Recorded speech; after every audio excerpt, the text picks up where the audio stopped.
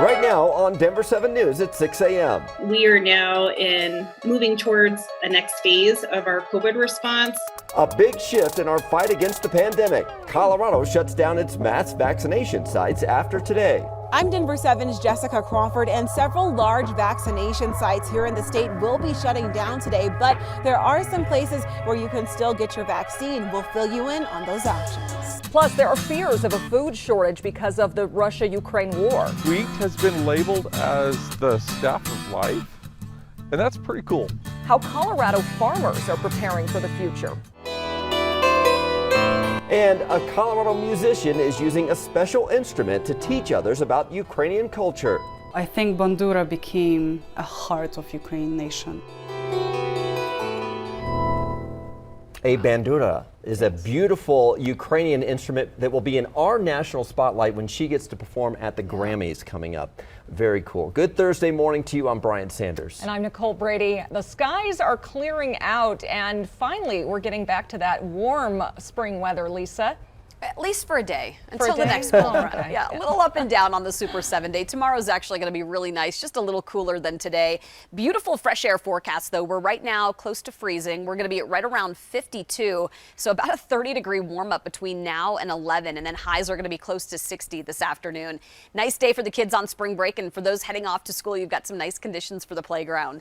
Low 60s here in town. You're going to find more 40s than 30s in the mountains this afternoon, so it is quite a bit warmer, really statewide today, and skies are at this point nice and clear. It's going to be a very bright eastbound drive. Get ready for that. We'll start to see a little increase in some high cloud cover out west ahead of our next cold front. It's bringing a little rain and snow to Utah right now, and fast forward to tonight, right around 11 to about midnight, and you can see the effects of that front. Now we're going to pick up not heavy snow in the mountains, some light snow mainly above 10,000 feet. We might get a shower or two here in town, though. I'll show you that, plus a nice weekend warm up on Saturday, Jason, coming up. And we're looking from the north side of downtown Denver up to the north side of town, and looking at a pretty good drive for us here this morning from just basically over I-70. This is I-25 going around by 84th Avenue, working your way down to Highway 36 and I-76, and then down to 58th Avenue, which is right here, the Merchandise Mart right there. So a good drive going on for us here. I-76 is getting busier, but you see all the headlights for the folks that are heading into downtown Denver. Very typical start. Let me take you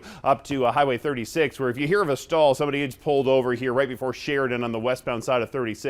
No delay for you right now if you hear about it. The rest of the drive times look just fine. Very standard stuff for us here this morning, and no major problems on or off the highway. So it's a great start here to the morning commute. No weather issues like we had yesterday, especially out here to the west side of town. No snow or slush to deal with right now.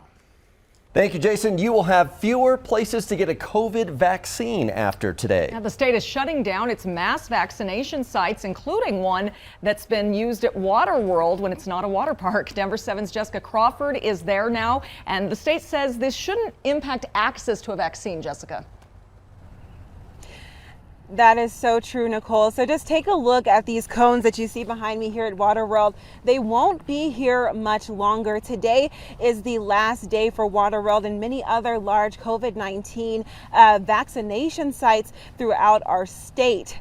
We are being told that fewer than 300 people are actually having been using these per week and having been receiving their vaccinations, a much lower rate than just a few months ago when you would have seen lots of long lines in a place like this one. Many sites, including Dick's Sporting Goods Park and Waterworld, were some of the first to provide relief to thousands at the height of the pandemic with these vaccines. Well, today, both locations, along with other large COVID-19 testing sites, are going to be shutting down. The state health department says that this is part of the governor's roadmap to moving forward. The Tri-County Health Department has many state-run sites in its area and says that it has seen dramatic decreases in people getting these vaccines. If needed, the state says that it could have all large vaccination sites back online within just about a month.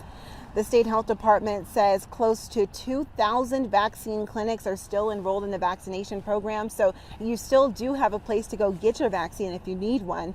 Community testing sites will remain open for the next couple of months across the state, as will the state's vaccine buses.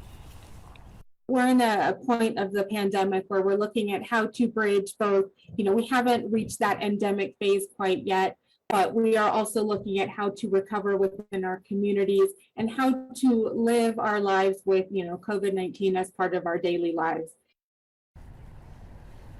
And quite a few Coloradans are vaccinated. More than 80% of eligible Coloradans have gotten at least one of their COVID vaccines. Live from Federal Heights, I'm Jessica Crawford, Denver 7. Thank you, Jessica. And officials are easing COVID restrictions around the country. The CDC now says cruises do not pose an increased travel risk. The FDA also just expanded the emergency use authorization for a second round of Pfizer and Moderna boosters for people 50 and older. That shot is considered to be voluntary, so it's not necessary for a person to be considered up to date on their COVID-19 vaccinations. Well, when the pandemic eventually does end, it could throw a wrench into our nation's healthcare system. Emergency measures like more generous, flexible, and technologically advanced healthcare could be winding down as soon as this summer. An estimated 15 million Medicaid recipients could be forced to find new sources of coverage. Congress would also have to take action to preserve broad telehealth access for Medicare enrollees. And it's also unclear what will happen to vaccines, tests, and treatments covered under emergency use authorization from the FDA. Today, CU Boulder will honor the 10 Coloradans killed in the Boulder King Super shooting. The university will dedicate a tree in the northeast corner of Farrand Field. Those who attend the ceremony are welcome to speak, and they can also leave tokens or mementos in the soil. President Biden is set to release 1 million barrels per day from our nation's oil reserves to control surging energy and gas prices. We will stream his announcement at 11:30 our time today on the Denver 7 Plus app. Right now, AAA says Colorado's average gas price is just below $4 at $3.99, but it is well below the national average of $4.22 a gallon. So the war in Ukraine is partially driving the increase at the pump. Ukraine is reporting intense shelling and bombardments all over the country today, despite Russia's promises to cut back combat operations. The Pentagon says less than 20% of Russian troops that were around Kyiv, the capital city, are moving away and instead likely just repositioning. The White House, though, believes Vladimir Putin is being misinformed by his military commanders who are too afraid to tell him the truth about what's happening on the ground. Meanwhile, President Biden pledged another $500 million in aid to Ukraine during a call with President Zelensky. President Biden has said the war will create food shortages because Russia and Ukraine are among the largest producers of wheat in the world. So we wanted to know if it's a window of opportunity for Colorado's farmers. Denver 7's Veronica Acosta found out it is a balancing act between a lot of different factors right now. And Kelsovic Farms, it's over in Bennett. It has been around for more than 100 years. This is a multi-generational business that grows predominantly wheat. So that wheat recently, that commodity price has really gone up, which is great news, except there are some things standing in the way of local farms and local farmers like the Kelsovics from really reaping those benefits. Farmers should be dancing and celebrating, and it is a great thing. And we want to spin that as a wonderful thing that's happening at the expense of someone else. But along with that increase, we've also seen previous to this market increase, fertilizer costs going up by 400%, if you can get it. Price of fuel, we've all seen that at the fuel stations, right? When we're filling up, that's hitting our situation as well. You heard it there, those fertilizer prices have skyrocketed, fuel also very expensive. Both of those things, as you can imagine, are essential on farms. The fertilizer that's needed to grow the wheat, the fuel needed for those semis and tractors. And then there's something else. Even though wheat prices are at that all-time high, the Kelsovics, they just don't have any to sell right now. That's because of the time of the year that it is. They plant their crops sometime around September, October. They allow it to grow over the winter, and then they harvest it in July. Then there's one other thing, the lack of moisture. That means less bushels of wheat, which means smaller paychecks for those farmers. And despite all of those hurdles, all of those boundaries, the Kelsovics say they're going to keep moving on, trying to grow as much wheat as they possibly can. A year from now, they hope to be able to reap from some of those benefits. We're in Denver this morning. I'm Veronica Acosta, Denver 7. Yeah, a lot of hard work. Thank you, Veronica. A Ukrainian musician here in Denver is using that country's national instrument to draw attention to Ukraine's culture and history. And what's really cool, this weekend she'll be performing at the Grammys. That is a bandura, which is an instrument, kind of a mixture between a harp and a guitar. You can see it has up to 65 strings, though. Susanna Igladon is one of only 3 professional bandura players in the country.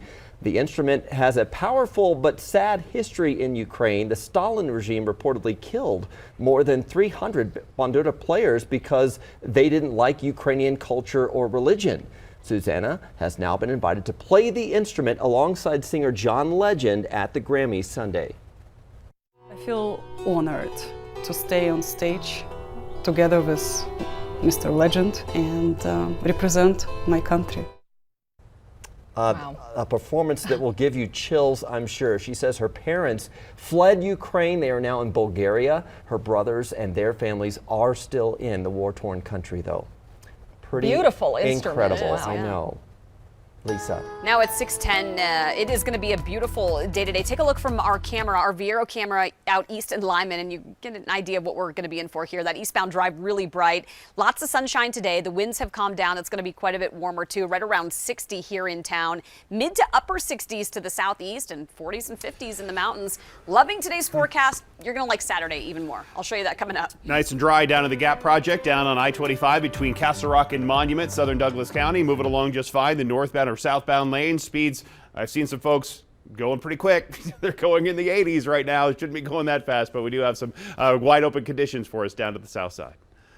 Reimagining retirement, maybe put off that RV for a while. Why more employers are allowing workers to retire just part-time. Plus, we will see the power of therapy dogs, how pups at local emergency rooms are helping patients combat pain.